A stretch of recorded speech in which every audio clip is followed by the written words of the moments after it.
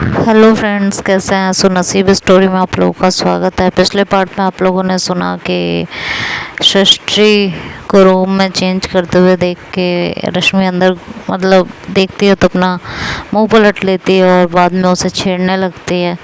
रश्मि का ये रूप इतने टाइम में सृष्टि ने पहली बार देखा होता है तो उसे अच्छा भी लग रहा होता है और थोड़ा शॉक भी हो रही होती है कि रश्मि जो है कैसे बिहेव करने लगी है उसके साथ।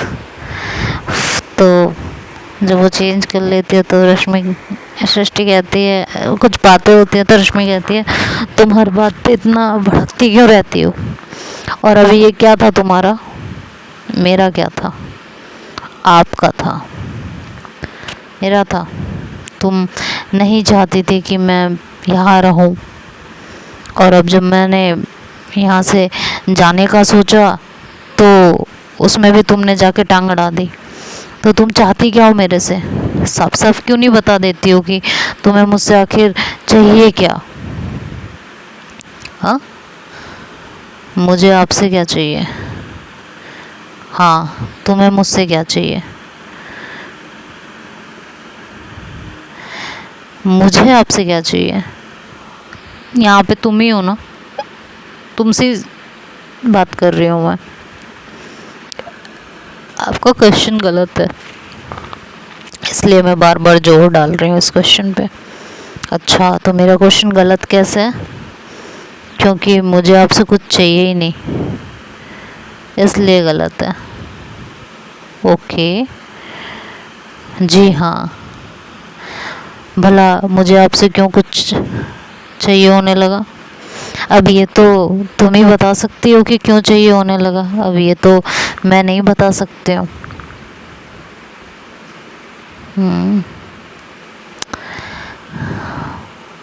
एक बात बताओ, एक तरफ तुम कह रही थी मैं जय के साथ जाऊं, आगे बढ़ूं, उसे समझूं, और जब मैं जाने लगी तो रोका क्यों जाके? जाने देती ना। आप गुस्से में जा रही थी, गुस्से में जाती तो आपका मूड खराब रहता, और मूड खराब हो के कभी भी कोई ट्रिप अच्छी नहीं होती। तुम्हें सब पता है। हाँ, पता है ना। तुमने बड़ी ट्रिप की है, मुझसे ज़्यादा ट्रिप तो किसी ने की नहीं है भाभी। अच्छा, ऐसे कहाँ कहाँ ट्रिप कर रखे हैं तुमने? हमें भी बता दो, हम भी जान जाएं। बता दूं? हाँ, बता दीजिए। था मेरा एक फ्रेंड जिसके साथ मैंने बहुत सारी ट्रिप की हैं, और ये कह के सृष्टि रश्मि को बड़े गौर से देखती है। उसका पूरा ध्यान रश्मि के हाव भाव पे टिका हुआ होता है। रश्मि कहती है, अच्छा, फ्रेंड्स के साथ घूमी हो? हाँ, कुछ खास फ्रेंड था मेरा। कितना खास? बहुत खास। क्या मतलब, बॉयफ्रेंड था? ऑब्वियसली बॉयफ्रेंड ही है ना। अब अगर मेरा कोई फ्रेंड लड़का है तो मेरा बॉयफ्रेंड ही हुआ है ना, गर्लफ्रेंड तो नहीं हुई ना। गर्लफ्रेंड तो तुम्हारी गर्लफ्रेंड्स भी नहीं है? मेरी गर्लफ्रेंड्स नहीं, बट हाँ, अप्रोचेस काफ़ी आए हैं मेरे पास। ओह, रियली? हाँ, बहुत सारे अप्रोचेस आए हैं मेरे पास। तो फिर आपने एक्सेप्ट किया है किसी का? नहीं, कभी ऐसा सोचा नहीं। अच्छा, तो ये पहले ये बताइए, आपका खास फ्रेंड कौन है? क्यों, आपको क्यों बताऊँ? मैं फ्रेंड हूँ ना आपके, फ्रेंड से कुछ छुपाते थोड़ी ना है। बट हम इतने क्लोज फ्रेंड भी तो नहीं है ना भाभी कि जैसे सब कुछ बताया जाए, है ना। आई होप आप मेरी बात समझ रही होंगी। बहुत अच्छे से समझ रही हूँ मैं आपकी बात। चलो, अच्छा है। ज़्यादा समझाने के लिए मशक्क़त नहीं करनी पड़ेगी। बिल्कुल नहीं करनी पड़ेगी। तो कहाँ का फ्रेंड था वो आपका, और आपके कितने क्लोज था? मेरे स्कूल का फ्रेंड था, फिर हमने कॉलेज भी साथ में किया, फिर हमने डिप्लोमा भी साथ में किया, डिग्री भी साथ में ली, और फिर हमने प्रैक्टिस भी साथ में की। अच्छा, इतने टाइम से होता आपका फ्रेंड? हाँ है। ठीक है, तो फिर अच्छी बात है। क्यों, आपके स्कूल में आपका कभी कोई फ्रेंड रहा नहीं है क्या? क्यों नहीं रहे? मेरे भी बहुत सारे फ्रेंड रहे। रहे हैं आपके फ्रेंड्स? हाँ, बेशक रहे हैं। अच्छी बात है। तो कभी मिलवाइए अपने किसी फ्रेंड से। हमने तो आपके सिर्फ नेहा फ्रेंड को देखा है, उन्हीं को जानते हैं, और किसी से तो आपने कभी मुलाकात कराई नहीं, क्योंकि मैंने इतना इम्पोर्टेंट नहीं समझा। क्यों? मेरी छोड़िए, आप बताइए कितनी क्लोजनेस थी आप दोनों में? ये कहते हुए रश्मि जो है वो टेबल के कॉर्नर को बहुत ज़ोर से पकड़ती है। सृष्टि उसकी ये हरकत भी बड़े ध्यान से नोटिस कर रही होती है। तो सृष्टि कहती है कि बहुत ज़्यादा क्लोजनेस थी, एक साथ खाना, एक साथ घूमना, अपनी सारी चीज़ें शेयर करना एक दूसरे से, एक दूसरे के काफ़ी क्लोज थे हम दोनों। एक साथ सोना, तो जैसे ही वो ये सुनती है तो क्या रश्मि को, सृष्टि को बहुत ज़ोर से घूर के देखती है। तो सृष्टि 1 मिनट के लिए तो मानो उसको भी डर लग जाता है रश्मि के ऐसे देखने से, लेकिन वो खुद पे पूरा संयम रखती है और कहती है कि बस इतने खास दोस्त थे हम लोग। तो रश्मि कहती है कि अच्छा, इतने ज़्यादा खास कि एक साथ सोते भी थे? हाँ। तो दोनों के बीच कुछ हुआ है क्या? क्या मतलब? मतलब अब एक लड़का एक लड़की एक साथ एक बेड पे सोएंगे तो? ओह अच्छा, आपका दिमाग उधर चला गया। नहीं नहीं, इतना तो नहीं था, बट हाँ मेरा काफ़ी क्लोज़ फ्रेंड है। अगर इन फ्यूचर मम्मी पापा मान गए तो मैं इसी से शादी कर लूँगी। ये खबर सुनते ही तो मानो रश्मि के एक जोर का झटका दे दिया गया वो दिमाग को। वो समझ नहीं पा रही थी कि वो रिएक्ट कैसे करे। उसे ये समझ नहीं आ रहा था कि उसे ये सुन के इतना बुरा क्यों लग रहा है। उसे तो इतना बुरा नहीं लगना चाहिए था, फिर क्यों लग रहा है? ये सब कुछ क्या हो रहा है मेरे साथ, और क्यों हो रहा है? ये बात मुझे समझ में क्यों नहीं आ रही है? क्या चल रहा है ये सब कुछ मेरे साथ? वो मन ही मन ये सोच रही होती है, और सृष्टि इससे पहले और कुछ कहती, रश्मि चुपचाप वहाँ से उठ के बाहर आ जाती है और अपने रूम में चली जाती है। सृष्टि मन ही मन कहती है कि भाभी, जो आप कहना चाह रही हो मैं समझ रही हूँ, लेकिन मैं कितना सही समझी हूँ मुझे सिर्फ यही जानना है, और इसलिए मुझे बार बार आपसे ऐसे क्वेश्चन करने पड़ रहे हैं। लग रहा है शायद आज मैंने कुछ ज़्यादा ना कर दिया हो। भाभी के दिल में कहीं कुछ और फीलिंग्स तो नहीं है मुझे लेके? अगर ऐसा हुआ तो बहुत बड़ा बवाल हो सकता है, बहुत बड़ी प्रॉब्लम क्रिएट हो सकती है। और अगर ऐसा हुआ तो बहुत कुछ खराब हो सकता है। ये बात भाभी को समझनी पड़ेगी। पहले तो मुझे ये जानना पड़ेगा कि वो जय भैया से प्यार करती हैं या नहीं करती। वो जो इस समय फील कर रही हैं वो रियल है या सिर्फ ऐसे ही बस किसी को लेके दिल में एक सॉफ्ट कॉर्नर आ जाता है, तो वही तो नहीं है ये। तो सृष्टि ये सब सोचती है और इधर रश्मि रूम में आके दरवाज़ा बंद कर लेती है और परेशान होती रहती है कि सृष्टि ऐसा कैसे कर सकती है मेरे साथ। उसे मुझे बताना तो चाहिए था एक बार कि उसकी लाइफ में कोई है, वो ऐसा तो बिल्कुल नहीं कर सकती है मेरे साथ। फिर रश्मि कहती है कि क्या हो रहा है मुझे ये गलत है यार, ये गलत है, ये सब क्यों है, ऐसा क्यों हो रहा है। सृष्टि की लाइफ में अगर कोई है तो मुझे इस बात से इतना फर्क क्यों पड़ रहा है, क्या क्या हो क्या गया है, मुझे क्यों सोच रही हूँ मैं ऐसा, क्यों चल रहा है ये सब कुछ मेरे दिमाग में। मैं पागल ना हो जाऊँ, कहीं मेरा दिमाग ब्लास्ट ना हो जाए। मैं ऐसा सोच भी कैसे सकती हूँ, क्यों हो रहा है ये मेरे साथ, मैं किससे बात करूँ, किससे किससे कहूँ कि क्या चल रहा है। नेहा को बताती हूँ और ये सोच के वो फ़ोन उठाती है और नेहा का नंबर डायल करने लगती है।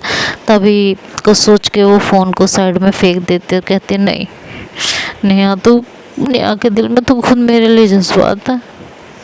अगर मैंने नेहा को फ़ोन किया और नेहा को ये सारी बातें बताई तो उसे कितना बुरा लग सकता है। शायद वो भी यही समझ ले कुछ उल्टा सीधा। मुझे समझ नहीं आ रहा कि क्या करूं मैं और कैसे करूं। वो यही सब सोच रही होती है, तभी उधर से नेहा का कॉल आ जाता है। कॉल रिसीव करती है तो नेहा कहती है अरे तूने फ़ोन किया और एकदम से कट कर दिया, क्या हो गया, कोई बात है जो ज़्यादा परेशान कर रही हो, ज़्यादा चुभ रही हो। तो कहती है नहीं, वो गलती से लग गया था नेहा, गलती से लग गया था। हाँ वैसे जब से मैं आई हूँ तूने एक बार भी मुझे कॉल करना ज़रूरी नहीं समझा ना। ऐसा नहीं था, बस थोड़ा काम में बिज़ी हो गई थी। कुछ ज़्यादा ही बिज़ी हो गई थी, चल रहा है पता। हाँ खैर मेरी छोड़, तू बता कैसा चल रहा है हॉस्टल में, खाना पीना कैसा मिल रहा है, सब बढ़िया है ना। नहीं यार, जब छोड़ खैर इस बात को, तू बता। तो रश्मि कहती है कि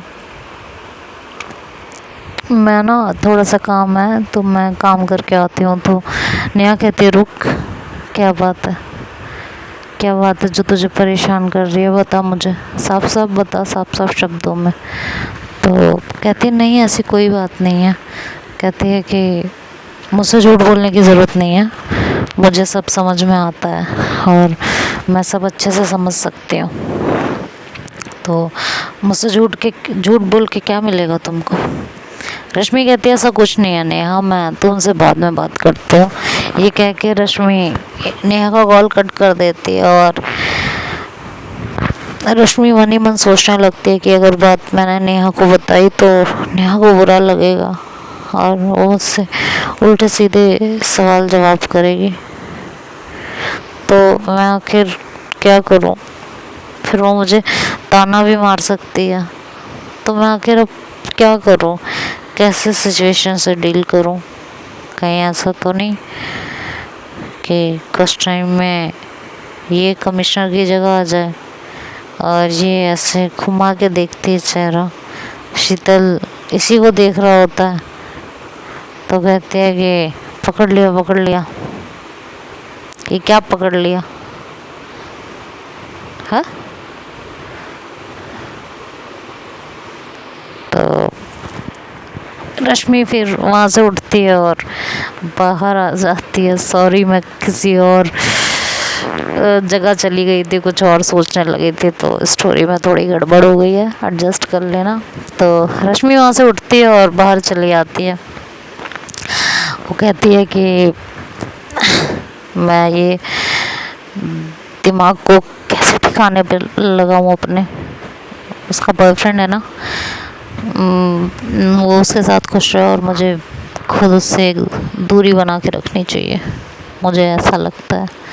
और रश्मि डिसाइड करती है और उसके बाद वो उसके साथ एक दूरी मेंटेन करने लगती है सृष्टि के साथ। कुछ दिन यूं ही बीतने लगते हैं। जय भी बहुत अच्छे से पेश आ रहा होता है। वो रात में भी रश्मि को बिल्कुल परेशान नहीं करता और दिन में भी कॉल करके उसका हालचाल लेने लगता है। इधर सृष्टि जो है रश्मि से बातें करती है तो रश्मि सृष्टि को इग्नोर करने लगती है। बस जितना ज़रूरी बात होती है वो उतनी ही करती है। और रश्मि जब जब सृष्टि को कॉल पे हंसते हुए किसी से बात करते हुए देखती तो उसका दिल जल जाता था, और जो इस फीलिंग को वो समझ ही नहीं पाती थी और खुद के दिमाग को बिल्कुल झटक देती थी कि ये क्या हो रहा है, ये सब बकवास है, ये सब मुझे सोचना ही नहीं है। मैं क्यों सोच रही हूँ इतना, क्यों मेरे दिमाग में सारी चीज़ें चल रही हैं, दिमाग खराब हो चुका है क्या मेरा? हाँ, नहीं, मैं ये सब नहीं सोच सकती हूँ। और यही सब करते करते काफ़ी टाइम बीतने लगता है और रश्मि अपने दिल को नहीं मना पाती। वो बार बार सृष्टि की तरफ अट्रैक्ट होने लगती है। वो उसके साथ वक्त बिताने की कोशिश करने लगती है कि किसी तरह दोनों एक दूसरे के साथ ज़्यादा से ज़्यादा वक्त बिताएं। इधर सृष्टि जो है रश्मि के बिहेवियर को अच्छे से नोट कर रही होती है। कभी उसका बिहेवियर बहुत अच्छा हो जाता है उसके साथ, कभी बहुत बुरा हो जाता है। वक्त गुजरने लगता है और धीरे धीरे रश्मि को अपनी फीलिंग का एहसास होने लगता है। करीबन 6 से 7 महीने गुजर चुके होते हैं और इस बीच सिर्फ और सिर्फ दोनों, सृष्टि की तरफ से इतना कुछ नहीं होता। वो समझती तो है कि रश्मि के दिल में उसके लिए कुछ ना कुछ ज़रूर है, लेकिन वो इस आग को बढ़ावा बिल्कुल नहीं देती है। वो उसके भाई की बीवी होती है, इस वजह से वो उससे पूरा डिस्टेंस मेंटेन करके रखने की कोशिश करती है। हाँ, बस जितनी ज़रूरत होती है, जितना उसे सपोर्ट करना होता है, बस वो उतना ही करती है। इधर रश्मि को वक्त बीतते बीतते ये एहसास हो जाता है कि वो सृष्टि के बिना नहीं रह पाएगी। उसे सृष्टि का साथ पसंद है, उसे सृष्टि के साथ रहना पसंद है, सृष्टि को देखना पसंद है। सृष्टि उसकी आंखों से 1 मिनट के लिए ओझल होती है तो उसे अच्छा नहीं लगता, लेकिन ये ऐसा क्यों है वो इस बात को अभी तक नहीं समझ पा रही होती। वो खुद से लड़ाई करने लगती है, खुद से फाइट कर रही होती है कि ये गलत है, और वो ये सारी चीज़ें उसके चेहरे पे दिखने लगती है। सृष्टि का आसपास ना होना, सृष्टि का फ़ोन पे किसी और से बात करना, घर के लिए घंटों तक घर से गायब रहना, ये सारी चीज़ें उसे जब परेशान करती है तो उसके चेहरे पे दिखती है, जो जय को भी दिखाई देता है। जय उससे बार बार पूछता है कि कुछ तो चल रहा है, कुछ है जो तुम नहीं बता रही हो। तो रश्मि यही कह कर टाल देती है कि मुझे आपका ये जो बदला हुआ बिहेवियर है ना, ये नहीं समझ में आ रहा है, तो आप मेरे बदले हुए बिहेवियर की इतनी चिंता मत कीजिए। मैं खुद परेशान हूँ कि आपका बिहेवियर क्यों इतना बदला हुआ है। वो जय को सिर्फ ये कह के बार बार चुप करा देती है। और इस बीच रश्मि जब बहुत ज़्यादा परेशान हो जाती है तो वो नेहा को दोबारा कॉल करती है। नेहा फ़ोन उठाती है। नेहा कहती है, हाय हेलो होती है, इधर उधर की बातें होती हैं थोड़ी बहुत देर। फिर रश्मि एकदम चुप रहती है तो नेहा उससे कहती है, क्या बात है रश्मि, कुछ पूछना है, कुछ कहना है? तो कहती है कि हाँ, अगर तू बुरा ना माने तो तुझसे पूछूं, और प्रॉमिस कर हमारी दोस्ती पे कोई इफ़ेक्ट नहीं पड़ेगा, क्योंकि तेरे अलावा मेरा कोई दोस्त नहीं है और ये बातें मैं तेरे अलावा किसी और से कर भी नहीं सकती हूँ। तो मुझसे प्रॉमिस कर कि हमारे बीच कोई मनभेद नहीं होगा। कहती है ठीक है, बताओ क्या बात है। आई प्रॉमिस यू हमारी दोस्ती पे कोई इफ़ेक्ट नहीं पड़ेगा। तो एक एक करके वो सारी बातें नेहा को बता देती है, वो जो रश्मि के लिए सृष्टि के लिए फील करती है, सृष्टि को देख के, उसे ना देख के, उसके आसपास होने से क्या क्या उसे फील होता है, वो सब कुछ उसे बता देती है। नेहा की आंख से आंसू आता है, लेकिन दूसरे ही पल उसके चेहरे पे स्माइल आती है और वो सृष्टि को फ़ोन पे कहती है कि मैं कल आ रही हूँ, तो तुझसे मिल के बात करती हूँ, ठीक है। तो कल तू हमेशा के लिए आ रही है?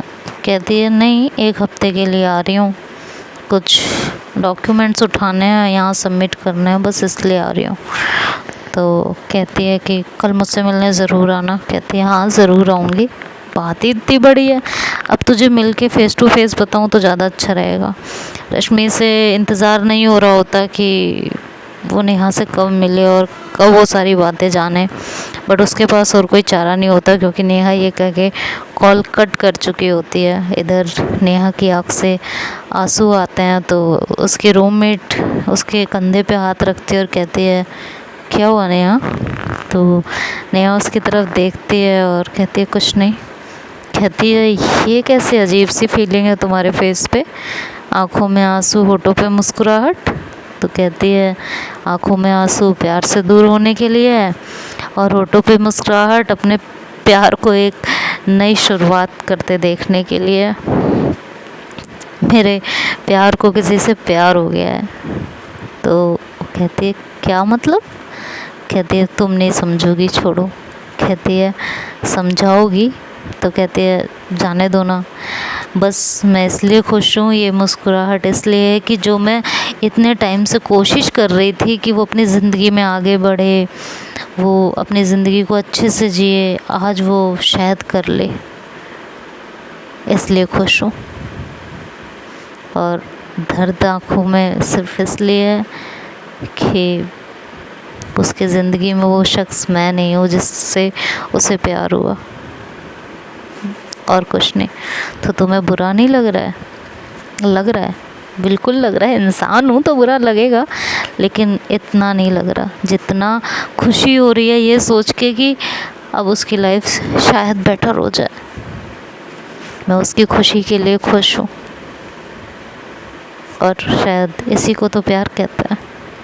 तो देखते हैं हम आगे क्या होगा, ये तो नेक्स्ट पार्ट में सुनेंगे। तब तक के लिए bye bye, take care. Thanks for watching, like and comment.